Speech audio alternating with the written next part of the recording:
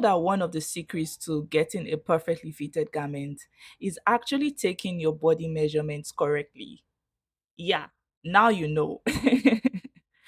In this video, I'm going to be walking you through how to take your body measurements correctly so that anytime or every time you sew or make a garment, it fits you perfectly.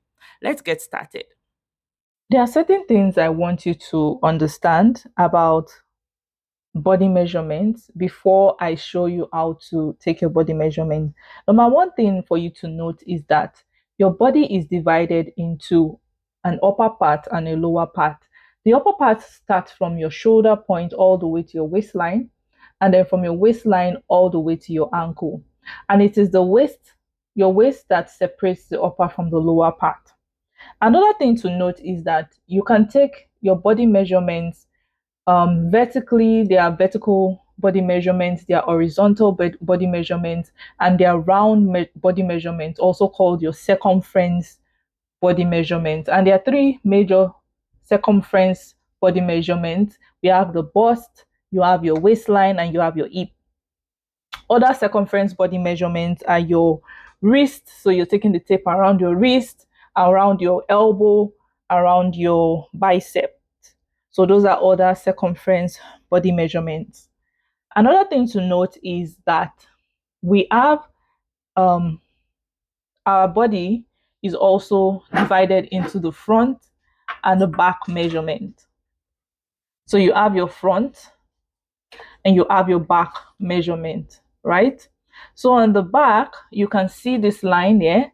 This line is called the center back line. This line divides the back into two. So this is the center back line.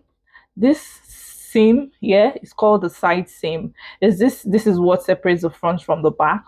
And on your front, you have your center front line. You have your center front line over here. So whenever we're drafting, we don't draft the full body measurement. We draft half of the front and half of the back. So usually when you see on the pattern, you see a center front line and you see a center back line.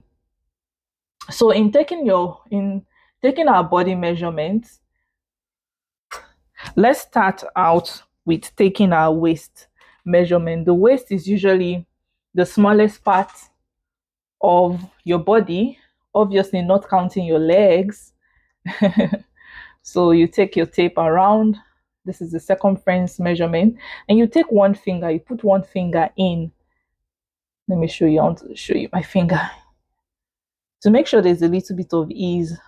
You don't want your measurement to be too tight, because our body has movement, right? Our body has movement. We move left and right, left and right.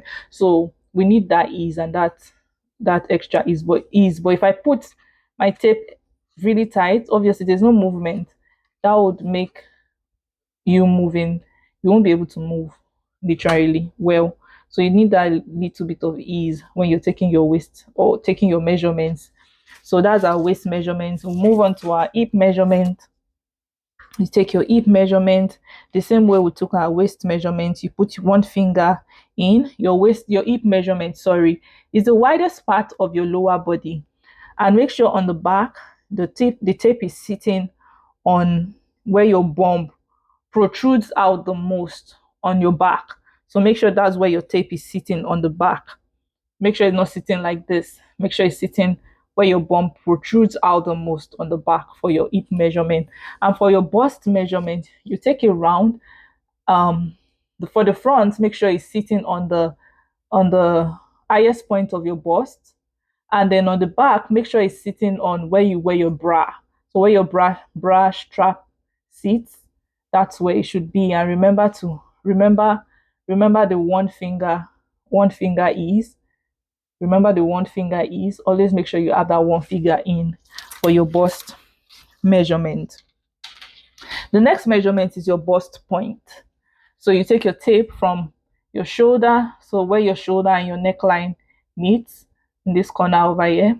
Take it all the way to the highest point of your bust. So the highest point of this mannequin's bust is 4 3/4. That would be our measurement. And staying there, This measurement we just took is our bust point. We want to take our under bust measurement. So from your shoulder to under your bust, to under your bust.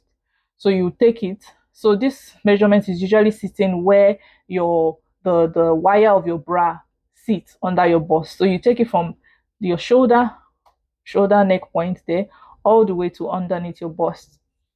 And the next measurement would be round. So your under bust round.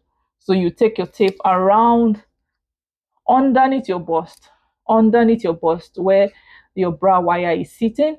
You take your tape around and you put your finger in, one finger in as usual to allow that ease. You know my tape is upside down right now. Don't mind me, but we all know what it's reading, 15 inches.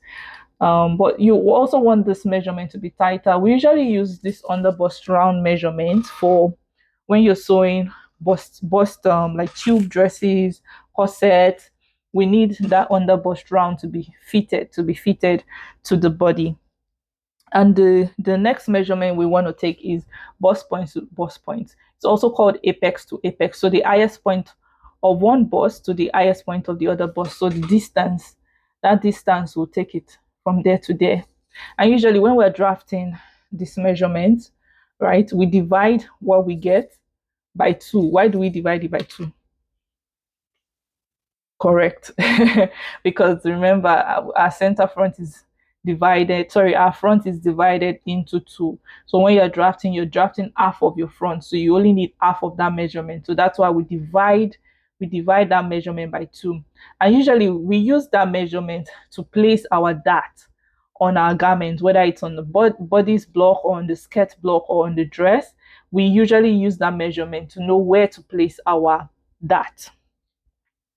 So the next measurement we're going to take is our shoulder measurement. Shoulder is, you take your shoulder from one shoulder blade to the other, from one shoulder blade to the other. So from one shoulder blade to the other, and where you, for you, it's where your what should I say, the bone, that bone on your shoulder, the bone on your shoulder, where the bone on your shoulder and the bone on your arm, when the where the bone connects, that's usually where you start and stop your measurement. So from this shoulder point to this other shoulder, that's how you take your shoulder measurement. And the next measurement I want us to take is our half length measurement.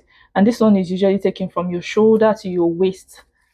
So from your shoulder, you take your tape, make sure your tape is going around the curve of your bust and stopping at where your waist is, where your waistline is. You don't want to take this measurement like this, like this. No, we want it to go like this on your body. So let it curve, go around your bust and then come here. That will be your half length measurement, to be your half length measurement. And if you want to take your skirt length, you take your skirt length from your waist, take it from the side, from your waist down to however long you want your skirt to be, down to however long you want your skirt to be.